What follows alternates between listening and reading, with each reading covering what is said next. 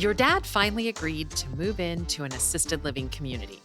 You toured, found a great place, helped your dad figure out how many of his things he could bring, hired a moving company, moved, and a month later, he's not happy. Or maybe you're not happy. I'm your host, Valerie Borgman, and this week we're talking about what to do if this happens to you. Welcome to Desperately Seeking Senior Living, a podcast for sons, daughters, grandkids, and spouses who suddenly find themselves tangled in the search for senior living and care. If you like today's episode, don't forget to subscribe and check out our doable download in today's show notes for a printable summary of the show and a bonus tip from our guest.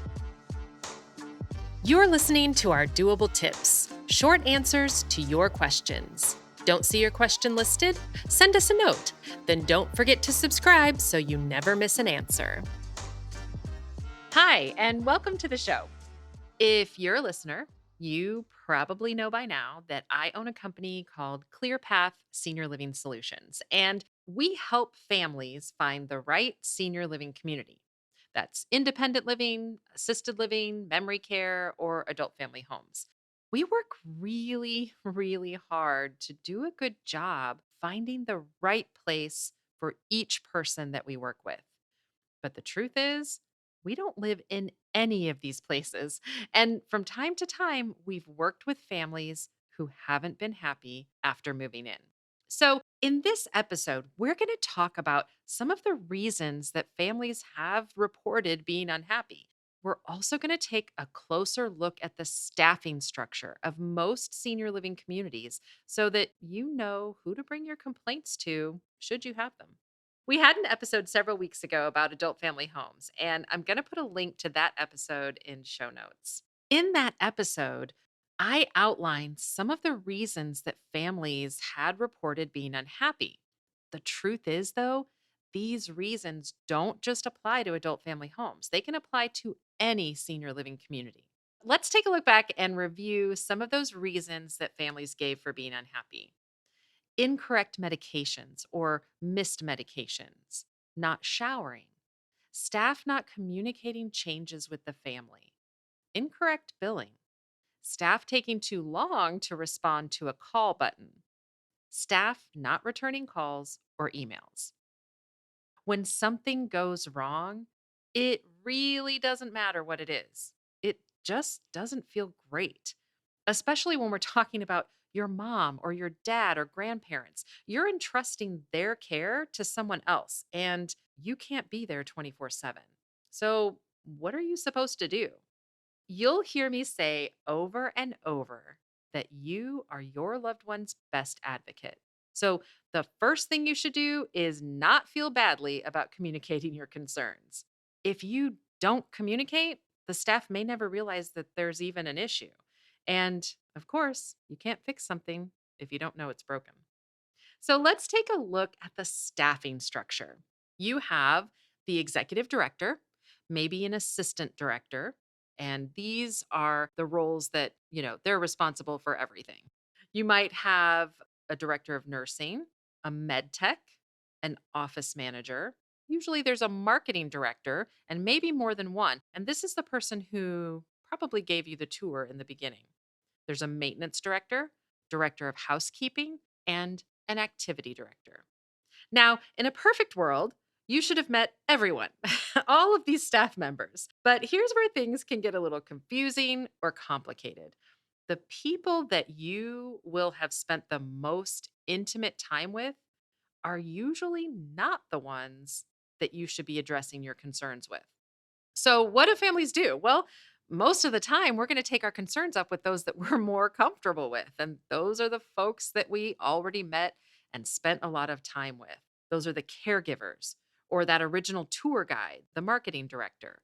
And this makes sense because we're comfortable with them, but it may not be the best route. First of all, chances are that these staff members aren't going to be able to answer your questions or solve your problem. So, the staff members that you're most comfortable with, they're going to be relating your concerns to their supervisor, who also may or may not be the staff member who can resolve your issue. Is this sounding confusing yet? because honestly, it really is. There are so many different departments, so many staff members. But if you think about it, if you're addressing your concerns with the wrong person, and then maybe they're telling their supervisor, it could be three or four different people sharing your story by the time it gets to the correct staff member. By that time, it's rarely as you intended, right? Now we're playing the telephone game. Sometimes the problem gets bigger, or sometimes it's not taken as seriously as you intended. And also, now you're in a position of possibly having to tell your story over and over again. Let's just take a look at an example here. You notice that the shampoo in your mom's shower hasn't been used. And this has gone on for a couple of weeks now. So you ask the caregiver why. Well, the caregiver won't usually be able to answer right away. They'll most likely need to check the shower log. And before they get to do that, they're called to provide for another resident. Someone else has rang their bell, or the supervisor isn't available and they don't have access to those notes. Well, you get the picture. You think the caregiver is the best person to address this concern with, but they usually aren't. So let's take a look at some common questions or areas of concerns that you might have and where to report them to. Anything regarding care or care staff, email or call the director of nursing to schedule a phone or in person meeting to address your concerns. Now, obviously, putting anything in writing via email just can help to make sure everyone's on the same page, although you always want to follow that up with a phone call or in person conversation. Now, of course, if your care concern is urgent, do not wait to schedule a meeting. Do your best to locate the director of nursing or really any staff member. And of course, if it's very serious health concern, you want to call 911 or follow the community's policies. Don't wait for someone to respond. Billing questions. Those are usually going to go to the office manager. Contract questions. Those are usually going to go to the executive director or the marketing director, especially if you negotiated something special. You want to try to find that person that you negotiated that with. It's usually going to be one of those two. Questions or concerns about activities. Now, this depends on what your question is. If you're concerned about the types of activities, maybe you'd like to see something more, maybe you were promised something different, then you want to go to the activity director.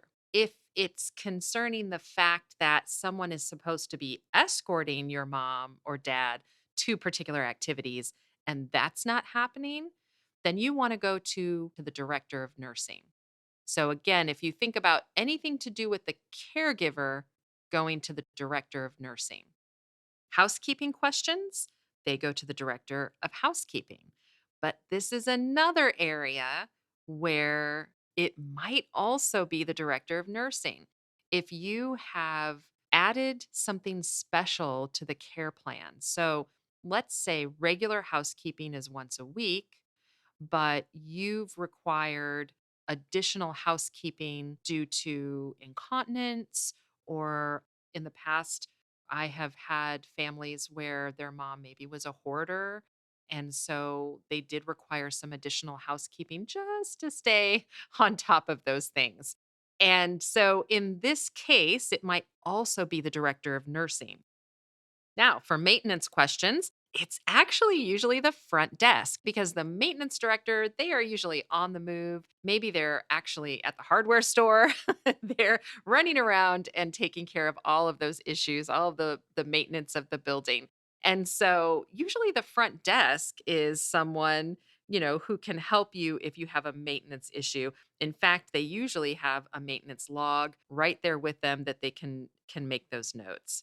And honestly, even when I worked in senior living, I used to say to folks, the front desk staff is your best friend. If you don't memorize this podcast episode or carry a copy of show notes with you, it might be hard to remember everything that we talked about. But the front desk should always know where to go with each concern that you might have. And of course, if you're not able to resolve the situation with the appropriate person, that appropriate director, you should go to the executive director because they're the ones that are responsible for everyone. And most importantly, just communicate. Again, if the staff doesn't know the problem, they can't fix it. On a side note, we've had many families over the years complain about not getting returned calls or emails. Sometimes this is because they may have addressed their concern with the wrong staff member and now it's just taking longer. Sometimes it's just due to the high demand placed on these directors.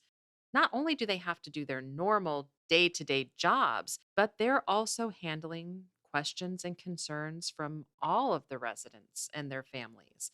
So, with a large number of those residents, staff, and families, it's no wonder nothing is perfect.